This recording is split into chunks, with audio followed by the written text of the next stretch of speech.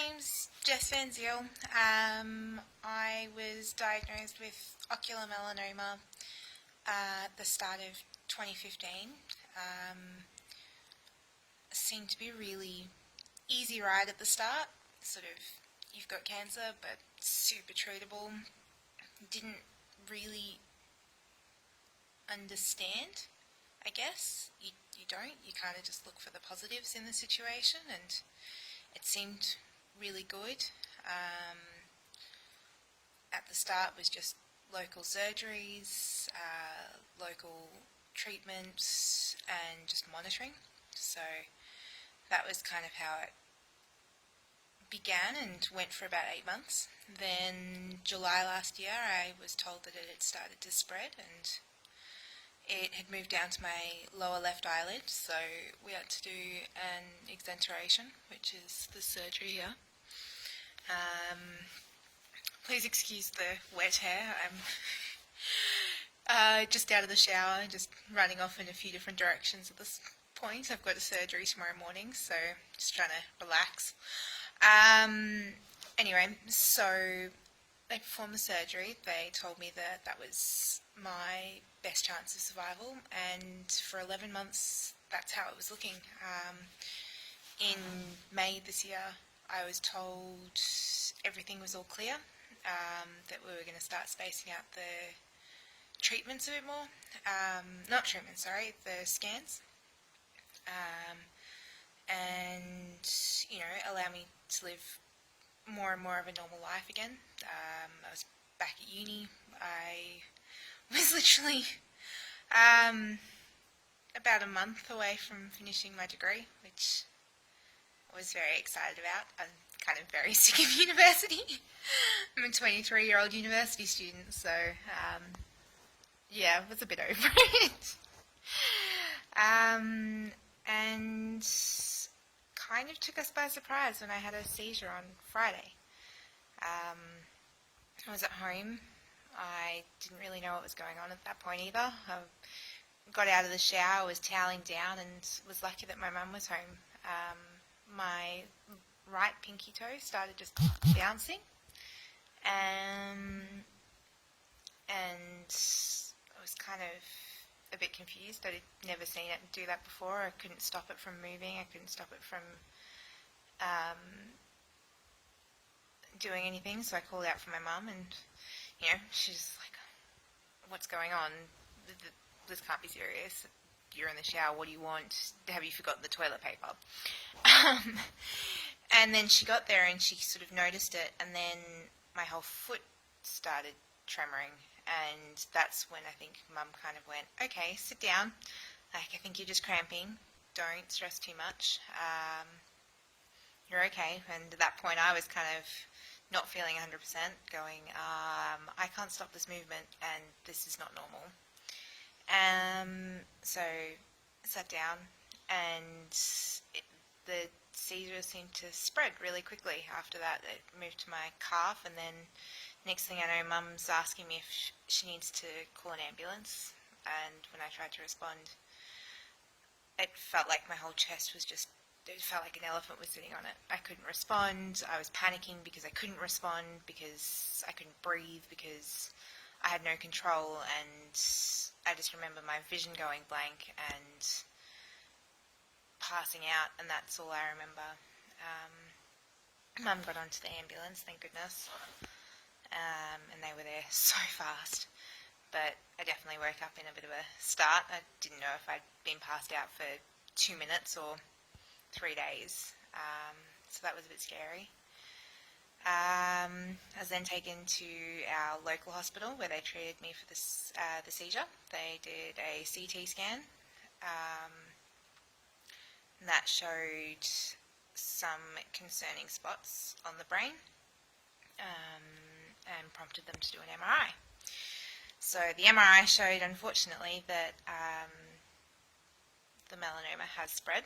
It's on the rear end of the frontal lobe, so that's what controls my leg, and that's why the seizure started in the leg. And within a day I was transferred up to Peter Mac.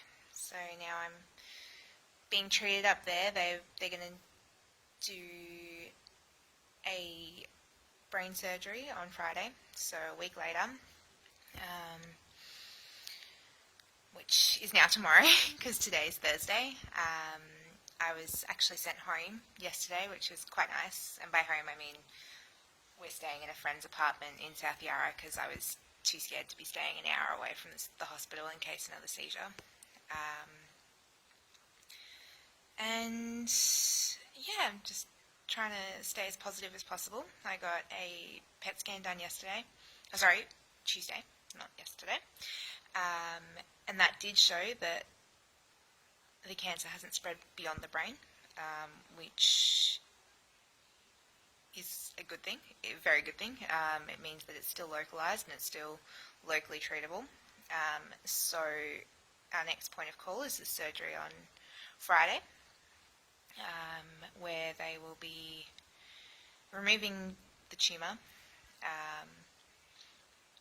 And as scary as that sounds, it's not something I'm letting myself focus on too much, which is, I guess, just a merit to my personality. I've never let myself focus on the negative stuff. At the end of the day, a surgery that's going to save my life is a surgery that's going to save my life. So that's the be-all and end-all. There's a 5% chance I won't get the strength back through my leg, but I'd rather be sitting here in 10 years than be able to walk by myself. Just, I guess it kind of skews your perspective on life a little bit when it's those are your options. And yeah, I think I've got a really good team of doctors. I have been spending a lot of time in that beautiful youth cancer centre that I haven't actually utilised until the last couple of days to its fullest extent. My sister sat and decided we were having movie days, and we're going to set up the whole theatre room and just set up a movie, which will be really nice. So it's kind of just given refuge to all of us and given us a place to go and escape, which is a lot nicer than sitting on the wards. When I originally was staying there, I was staying in a room by myself, and then when I got moved across to one of the other hospitals where I'll be having the neurosurgery, they put me into a shared room. I was sharing with two 70-year-old females, so there was a man as well at one point, and loud, and decided to shower at 3:30 in the morning because that's appropriate. It's hospitals for you. And was definitely experience. I can 100% say that we are blessed when you get to stay by yourself because I was exhausted. Last night I slept really well and just, yeah, trying to stay on top of this, I guess. And I guess I'll keep you guys involved. I don't really know what to share, what not to share, but as scary as this is, things could always have been worse. The tumour was obviously there for months. I could have had a seizure while I was driving. I could have crashed my car. I could have, I shouldn't have been driving. Not that I would have known until I had the seizure, but I shouldn't have been behind the wheel. So the fact that I was driving, 10 hours a week, possibly more even, up and back from the city, up and back to work, up and back to university. I'm just lucky that I was at home, that my parents were home, and I guess that's one message I want to send out is gratitude and positivity is such an important thing because it's the only thing that will keep you sane at this point.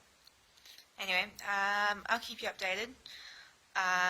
Might be a little bit out of it for the next few days. Brain surgery. Interesting endeavour. And hopefully the next video I'll do in our beautiful youth cancer centre, because I'm looking forward to spending a bit more time there. Anyway, thanks for listening. Bye.